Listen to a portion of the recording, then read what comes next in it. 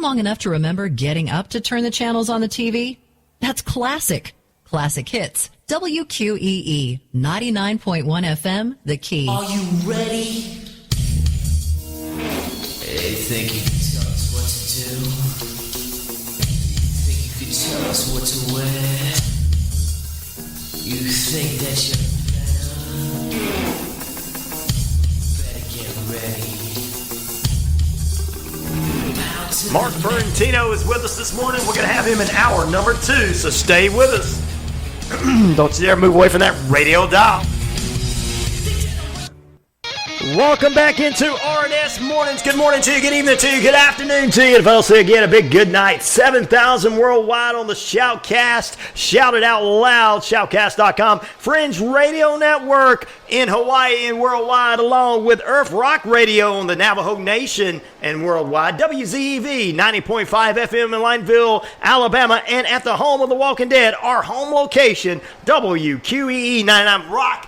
The Key. I'm Ryan O'Neill, also on JC Sports Network worldwide. Our guest this morning is an author, Mark Fiorentino.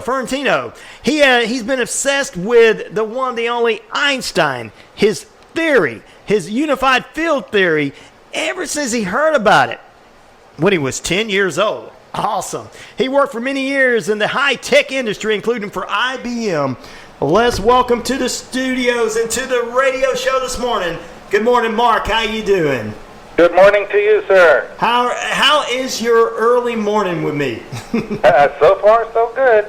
Good. Well, Mark, I did a little introduction for you before we brought you on. I want to know a little bit more about you for our listeners. Tell us a little bit more about you. What's intriguing is, since you were 10 years old, you were kind of into Einstein's unified field theory. So tell us a little bit about Mark, the ins and outs. Sure. Like you said, I got into it very early on at the age of 10. I was asked by my teachers at the catechism class, the nuns, to find a saint born on my birthday. Well, back in that day, there was no internet or anything like that, so that was fairly difficult to ask. There's only so many resources you had. Right. And one of them was like my parents, and the other one, I looked on the calendar, and I found that Einstein was born on my birthday. Didn't know who he was, so I went to the Encyclopedia Britannica that my parents had bought some years before, looked him up, and found that he was a very interesting fellow. And I stumbled upon an article that was associated with him called the Unified Field Theory. And when I read this article, I was just entranced. And I said, this makes sense. This is important. And for the rest of my life, everything I read about and saw on TV or whatever, if it had anything to do with science and physics, I was always trying to fit the pattern of these things that I was recording in my mind and say, does this have something to do with the unified field theory? I want to read about this. I want to see and hopefully find out how the universe works before I die. So as a little kid, I kept doing that through high school and everything. When I read about UFOs, I said, well, they have something going on, and so forth. And I studied them because they seemed to know something more about physics than we did. They seem to have achieved an anti-gravity technology, and I thought that must fit into the unified field theory somehow. But that's how I got into it. There was many more incidences along the way that got me into it, certain things that happened, certain spiritual connections that happened. But basically, I'm an ordinary guy that managed to accomplish something that's fairly extraordinary, which is the unified field theory solution, which is in my book. Wow. We're going to talk about your book here in just a few moments and everything. This childhood interest in Albert Einstein, we talked a little bit about it, but you've had some encounters in your life in physics.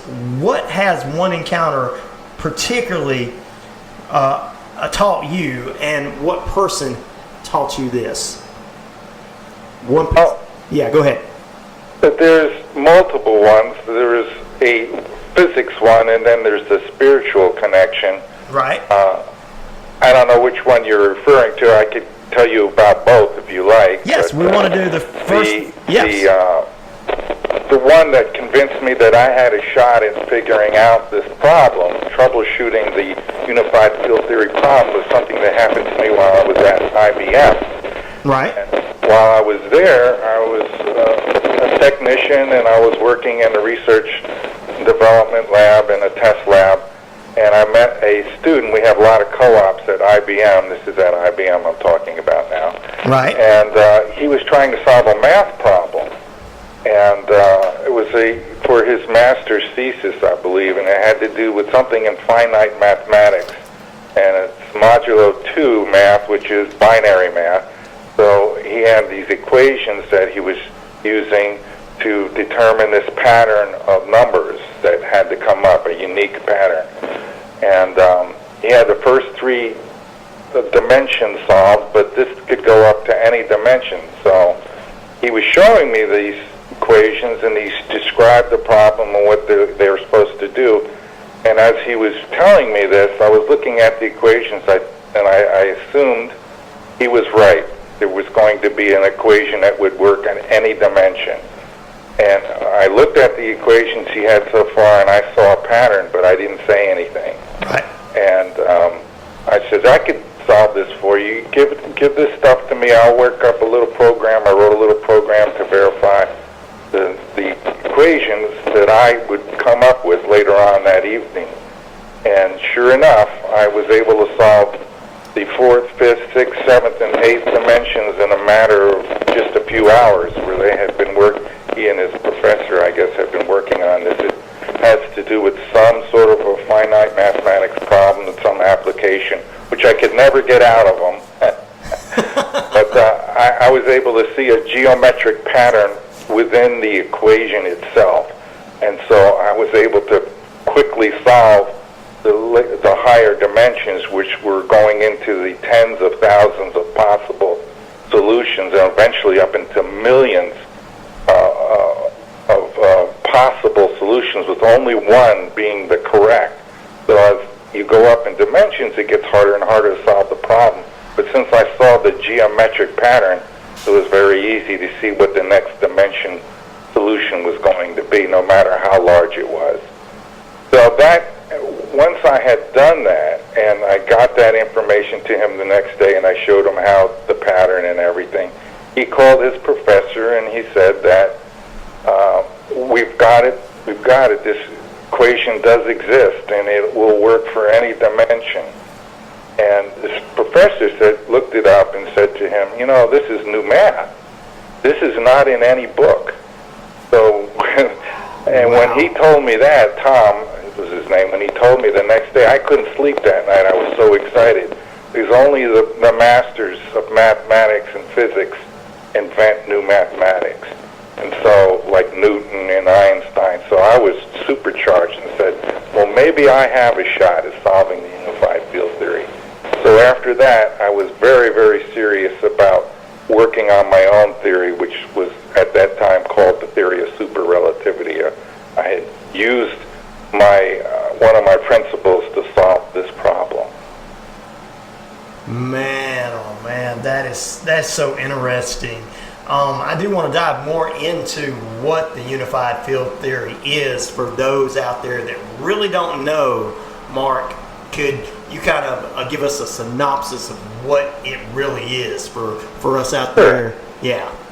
Yeah, there's 2 versions. There's the Einstein version, which is a version that basically electromagnetism and gravity emerge as aspects of a single fundamental field.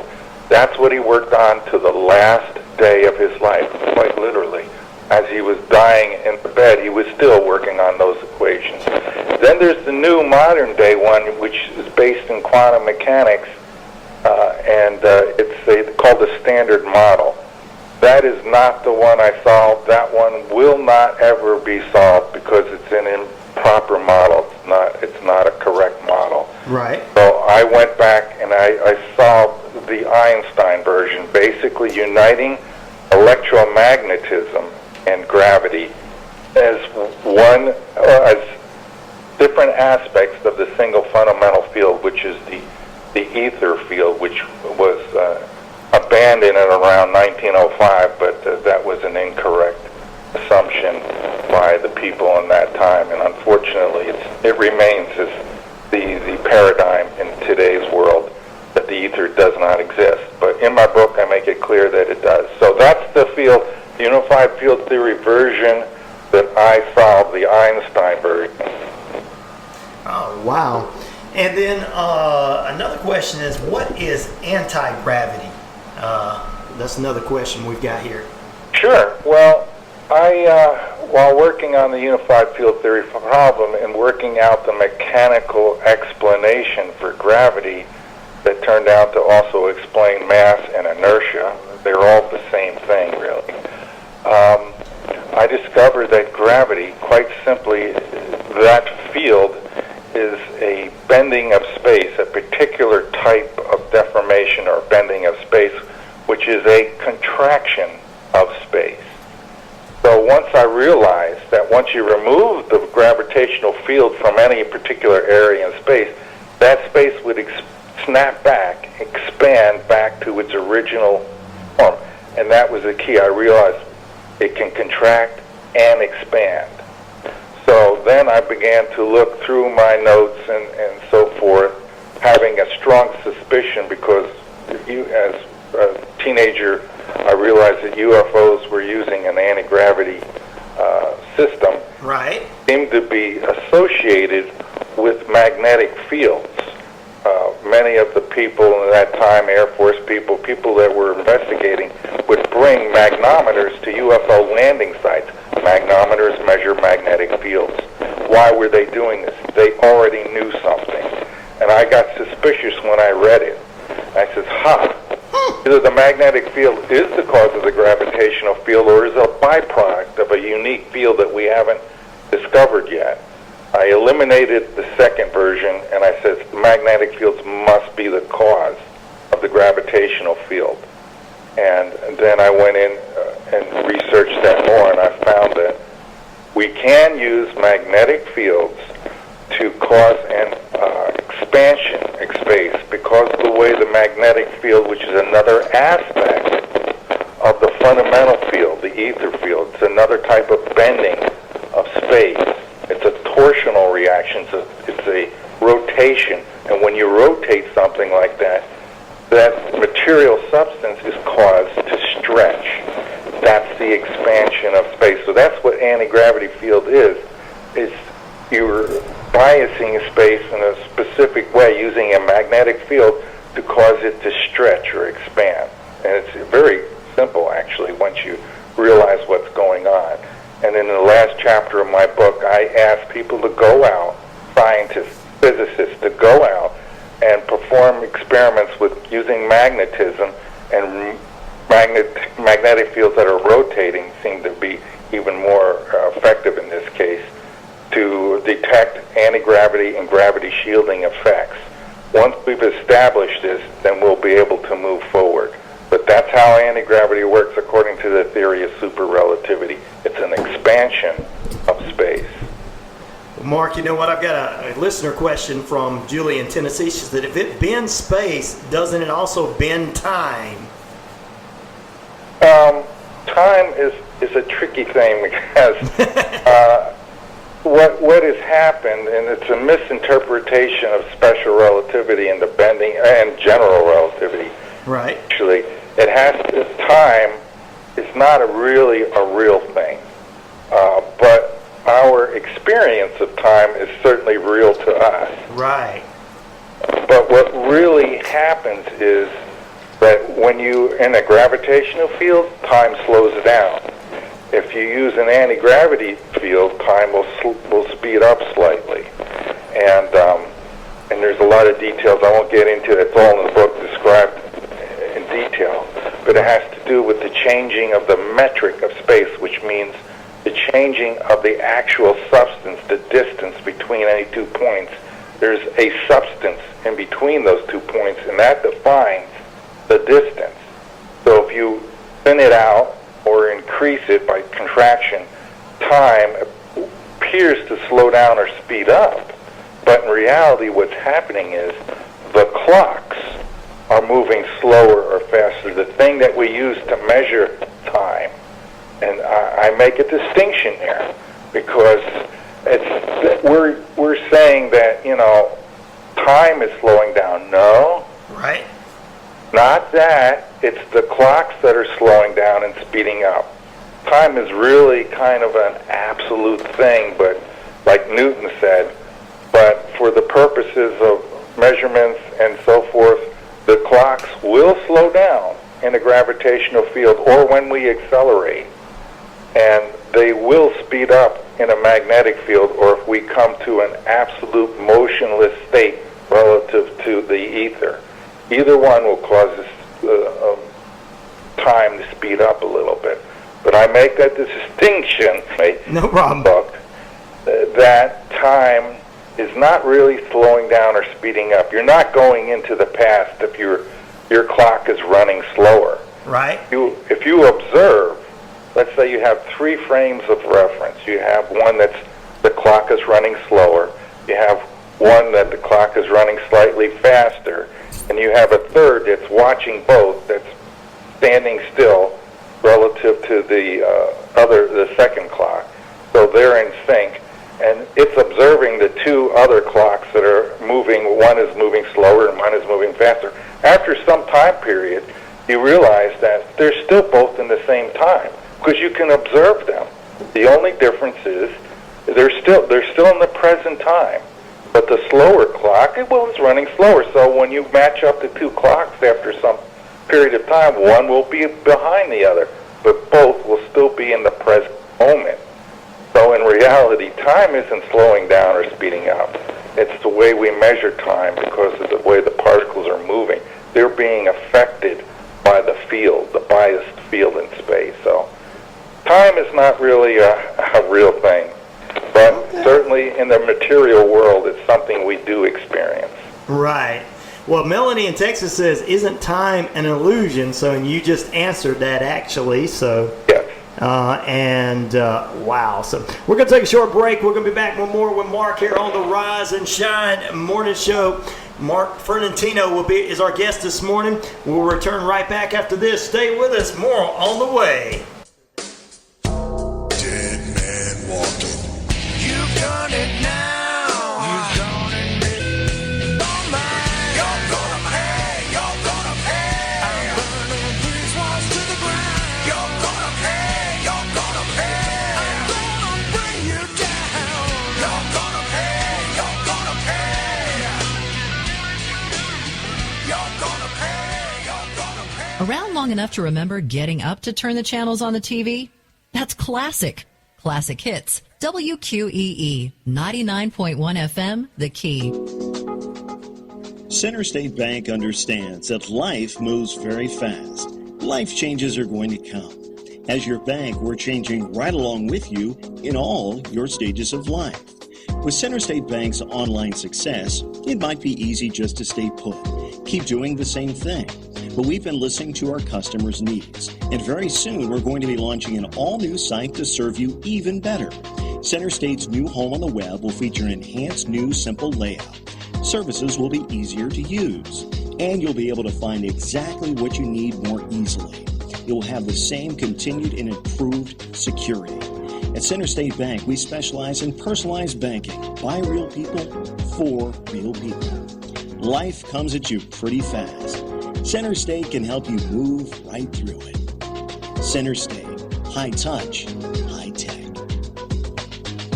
Hey, you should move over. Red right return. Right, red right return. No, just red right return because No, you're... I'm saying red right return, but then right to agree. Okay, but you're on the... I should have said correct. I know it's red right return, but... You're on the left and it's red right return. Red right return. The tides can turn quick on the water. Progressive has you covered as a leader in boat insurance. Get a quote today at progressive.com. Oh, I was on the left. Right. Please stop talking. Progressive Casualty Insurance Company and affiliates. Buying some pretzel sticks? Excuse me? This is your wake-up call from TracFone Wireless. Okay. What if you didn't eat all those pretzel sticks by the end of the month, so this store took them back? Good luck. That's how some wireless companies are with your data, but TracFone Wireless gives you unlimited carryover data with active service, so you keep what you pay for. Plans start at $20 a month. Wow, that's cool. Sir, are you bothering the customers? Yeah, hang on. This is your wake-up call, people. TracFone Wireless. Now you're in control. See terms and conditions at TracFone.com. The biggest schools. Grabs in traffic, comes down with it. Touchdown! Touchdown, Alabama! Ohio State. Oregon. LSU. The biggest moments. Incomplete! Michigan. Game over! Touchdown, Gators! How much? This is the College Football Rewind. That had to be a great game to watch. I'll tell you, unbelievable. Podcasters, if you're interested in producing a podcast for JC Sports, please contact us for more information at jcsportshome@gmail.com. jcsportshome@gmail.com. Welcome back into the Rise and Shine Morning Show. Tomorrow morning is our Twisted Tuesday edition, and we're going to have with you the Snake Brothers, Kyle and Russ, Ancient Aliens, Ancient Worlds tomorrow morning. And on Wednesday, we're going to have Weird Wednesday with the one, the only Everett Themer, all the way from Chicago, talking about folklores and ghosts of Chicago. On Thursday, Three Spook Girls comes our True Crime Thursday edition. It's talking about paranormal meets true crime on Thursday morning. All that's all week long right here on Rise and Shine Morning. And Linda Godfrey will join us on Friday as well, cryptologist. But this morning, we have the one, the only Mark Fiorentino. Mark is a former IBM employee, and he's got a book out, and he's into the Einstein's theory.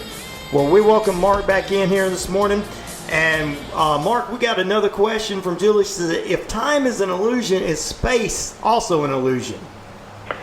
No, space is defined very straightforward and clearly in my book. Space is actually a low-density, high-tension, transparent, smooth and continuous, quasi-elastic solid. That's as many ways as I can describe it. It's a real physical object. That's what Einstein believed, and Lorentz, the great masters back in the late 1800s, early 1900s. They were all sure that space was this type of material. So it's the real physical thing. As a matter of fact, it's the only real physical thing that exists in this universe. Everything else is made from space in the form of fields, like particles. They are nothing more than configurations of space, small deformations or fields. So all particles reside within this material. They are a part of it. They are consubstantial with it. So space, in reality, is the only real thing there is. And where did that space come from? Good question. Well, we have to get to that. And, I wondered that too. And it comes from the source. And, well, who's the source? Who created this? I had to establish in my mind and decide if in reality there was a God. And yes, there is a God. God, or as they call him on the other side, the One, created this universe along with an infinite number of other universes and dimensions. So we're just a small part of a very large picture. And God has full attention to every particle, every person, every being, every planet, every grain of sand, everywhere in this universe. So how was this done? The universe was created from the Creator through the power of intention. So really, space is the only real thing we have, and this is why we have the illusion of time and of distance, which is not an illusion. It's a variable thing that we can adjust, and that's how I get into the intergalactic and interstellar space travel capabilities that I talk about in my book, because you modify, you bias this real thing. You change it by thinning thinning it out or condensing it. And so space is a real thing, not an illusion. Definitely so. And also, let's see, Shane B had one question. He said another question he has is, if time doesn't exist, would we notice? Well, the way we notice is, now I've read many NDEs, near-death experiences, to examine the bigger reality, not just our physical reality, but the bigger one. And on the other side, time doesn't exist at all. A moment can be a 1,000 years, and 1,000 years could be a moment. Don't ask me how this can be. It's something when you get there, they say, and this is repeated over, thousands of people that have had NDEs. They say time doesn't exist, and when you get there, you realize this here is because there's a physical reality. We can experience time here, but it is an illusion. But in the bigger picture, the superverse, as I call it, that's other dimensions, higher dimensions, and whatever, that all exists. Time in the afterlife doesn't exist. Time for God, He's above time, He's beyond time.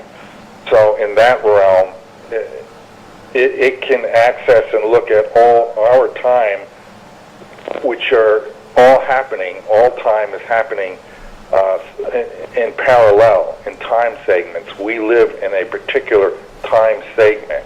We're born into it.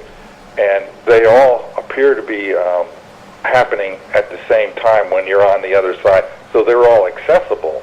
And you could view this time, past time, future, possible times. And so, that time is a tricky beast. It's a stubbornly persistent illusion, as Einstein said. I tell you what, this is interesting to know. It's really blowing the whole theories that all of us have from Doc Brown and Back to the Future. You know what I'm saying? Yeah. Well, in the second to last chapter in my book, I talk about stargates, which I was asked to write. Right. It was the theory of stargates. I get into it. I attempt to design one based on my knowledge of the unified field theory, and if it's possible, how that could be built. And it is possible to build, and I do believe that the United States has Stargate technology already, which is making us capable of traveling not only forward in time, but backwards. And I'm very much against that. If they're doing it, I recommend they stop, because it's extremely dangerous. You can pollute the timeline, and this could have very bad or unpredictable results. So time is a dangerous beast to mess with, although I must admit that I am attracted nostalgically to going back to my childhood. Right. To see that again, experience the innocence I felt in those days and the wonder. But if I did it now, I would go back in a 65-year-old body, and I wouldn't become a child again. So that's the difference when you time travel. You go from your present moment to some other moment, so your body doesn't go back in reverse and age backwards. You just show up there as a person in that time. So basically, I believe time travel is possible. For many years, I did not believe in it, especially going backwards. But I've come to the conclusion now that it's possible and it's probable. Yeah, I definitely agree with you on that, Mark. I think that there's a lot to that, and it can be done, and we have seen it in numerous places from the Bible. You're kind of breaking up on my end a little bit, so. Yeah, I kind of hear you breaking up there. I think the gremlins are trying to come after you because you're telling the truth. Yeah, I guess. Well, speaking of that, like I said, we've heard everything from seeing it in the Bible to time travel on TV to what we think is what time travel is. So, yeah, I'm kind of into that too. But let's get into the government. there's a lot of government cover-up stuff that's going on. You kind of spoke a little bit of that with the time travel or the time information you gave us. Do you think the government is covering up any anti-gravity technology? Yes, and they've been doing a great job at it. Right. I have to compliment them in their ability to keep this a secret. And it's been a secret now for at least 70 years. We should have discovered anti-gravity technology at least 50 years ago. Right. But every time somebody stumbled over it, those people were basically bought off. Ning Lee and Eugene Poklinoff were two examples. I'm sure there are others out there. As people are now sending me information about this person that's been doing magnetic research with anti-gravity. So there's others out there, but they seem to be being stifled somehow in getting the information out there that, yeah, we can do this. This is something that's possible, and this is something that I want to bring into this reality at a commercial level so that we have supercars, anti-gravity type devices that can fly anywhere on the Earth easily, and going 50, 60, 70,000 miles per hour. This can be something that we have and use, and it'll be of a great benefit to mankind. But the government has done a great job, and with the help of physicists who keep saying, oh, that's science fiction, that right. can't be possible, that will never happen. Wrong. It's real, and it needs to happen, and we need to do this so that we can evolve. It's the only way we're going to be able to get to other worlds. Not only can we use this for anti-gravity, but it has an effect allowing all the Lorentz transformations to be canceled. Technical term. The physicists who are out there listening, hopefully there's some out there, they'll know what I'm talking about when I say you have to be able to cancel the Lorentz transformation problems so that you can travel beyond the speed of light. And the government has, of course, kept this secret for a very special reason. What is that reason? The reason is it gives us a strategic military advantage. It's just that simple. And as long as we have this, we are the master of the skies. A UFO or what that we build, an anti-gravity vehicle that we build and use, can literally fly circles around our fastest jets, around anybody's jets or missiles. Literally, at Mach 2 or 3, still fly circles around our aircraft, outmaneuver them in every way possible. So naturally, they want to keep this secret. There is evil in the world, and they want to keep the evil forces, from getting this. Right. So it's understandable. I don't really get really mad about it or anything when I think about it. But at some point, they got to know the secret is getting out. Air Force people are talking about it. Private contractors are talking about it. I have a list of companies that are working on anti-gravity projects. If it wasn't real, why are all these companies working on anti-gravity solutions? All kinds of aeronautical companies like Martin, Bell Aircraft, Boeing, Clark Electronics, Convair, Douglas Aircraft, General Electric, Radio Corporation, Sperry Gyroscope. It goes on and on. They're all working on this, but yet nobody is talking. That's because it's classified. And when are not just the American people, but all the people going to be allowed to know that this exists? And I'm saying it's time. We need to have this technology for many reasons. Safety is one of them. We could use it to protect the planet in multiple ways, which I describe in my book. Well, I'll tell you what, Mark, with that being said, I got questions popping in here, and a lot of them are doing, with the government keeping things secret.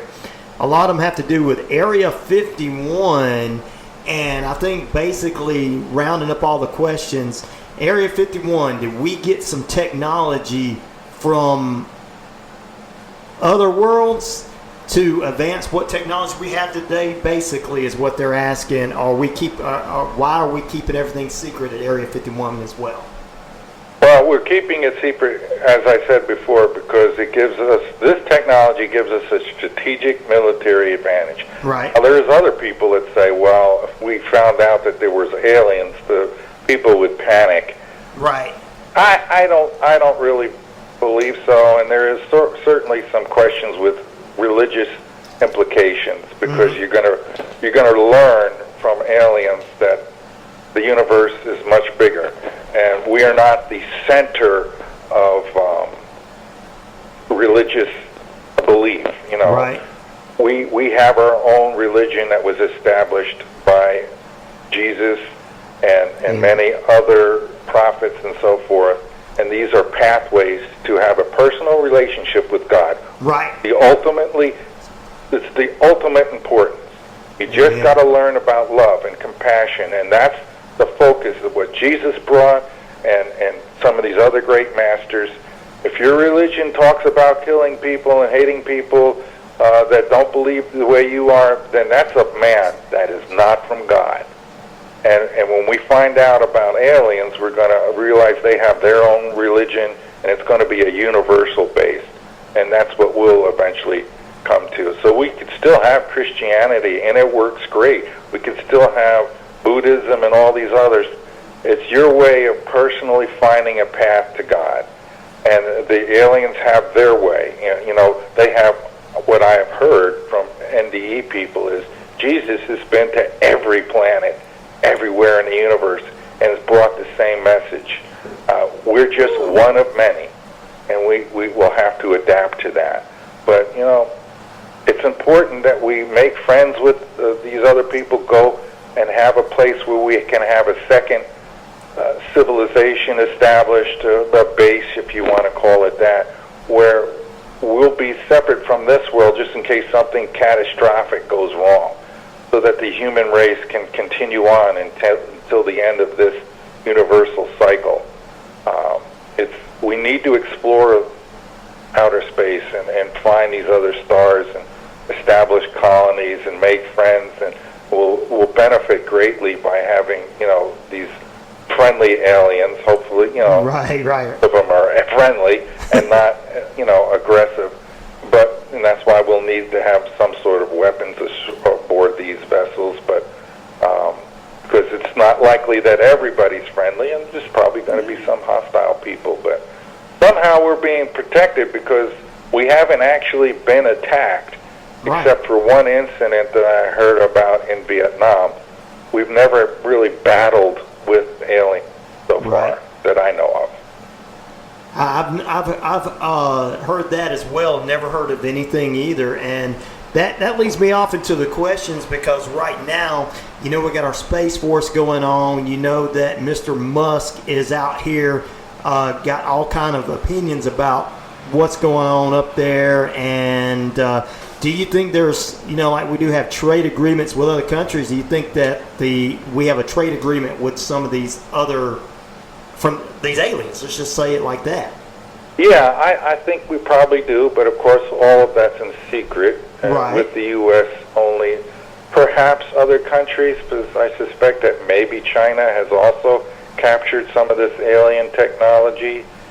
And the reason I say that is because in Vietnam, our troops went up against an alien aircraft, and we took a hard beating.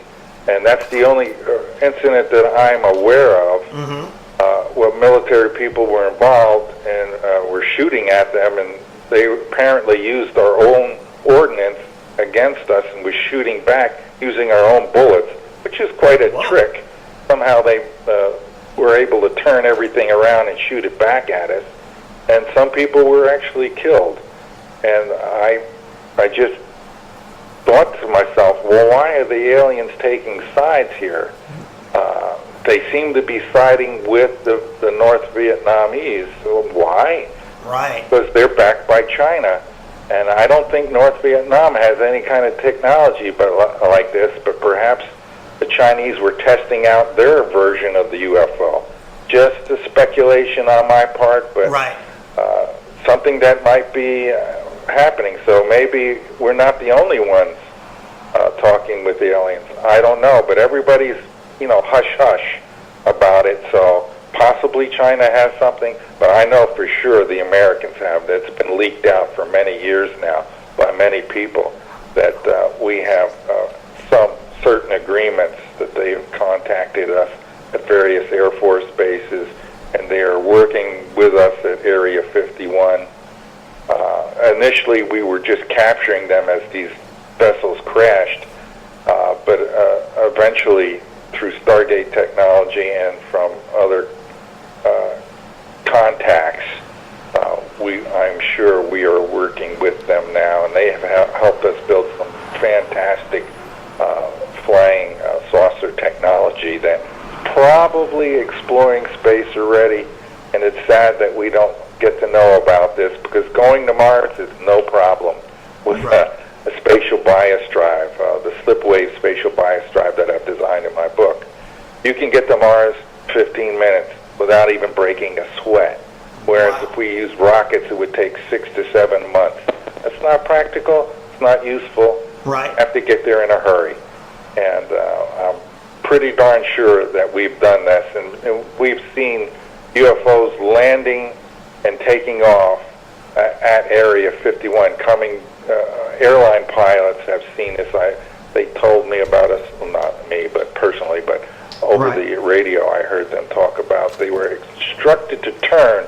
They were about to go over the Area 51 area, and the radar place there decided that they needed to turn. Somebody was telling the people running the radar station that they had to make this aircraft turn right now, a left turn, 90 degrees. So they instructed the aircraft to turn, but as they were turning, they knew where Area 51 was. The pilots knew. They looked over, and they saw bright lights coming from straight up in the sky, straight down, stopping over the base, and then zipping in and landing. He saw 12 objects, brightly lit objects, do this. So people are seeing it, even though the government is trying really hard for them not to see it. We may have a space force that's out there, and who knows what they're up to and what they're doing, because they're not talking about it right now, and maybe someday they will. I hope that that's going to happen. I think I'm seeing signs that it is. The Navy releasing those videos of the Tic Tacs over on the West Coast. Right. That's never been done before. No official U.S. agency has ever released that kind of information. Usually they grab it all up and they delete it off the ships and the jets' instrumentation, and they say, we're taking this all, it's classified, and don't talk about it. But in this case, they're talking about it now, so maybe there's a change coming. I think so too. I think so too. Well, Mark, it's been great having you here this morning. We got a few more minutes with you. I want to get your information, how we can get in touch with you, how we can get your book, the name of your book, and all that stuff. And because I've got a ton of questions that I need to send to you, and we just don't have enough time to answer every one of these questions. But it shows everybody is interested in what we're talking about this morning, and it's getting closer. So give me all your information and how we can get in touch with you, your book, and everything. Okay.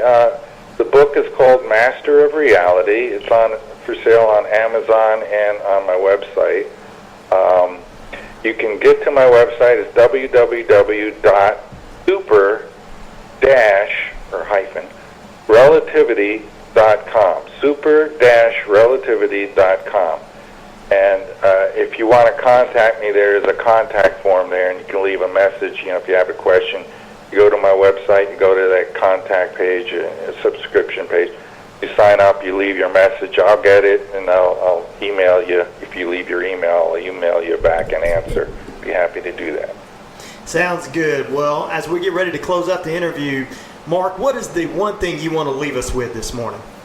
Okay, I want to also announce something very important. I made a discovery concerning stars and star formation, officially announcing that the sun has a neutronium solid core. All stars do.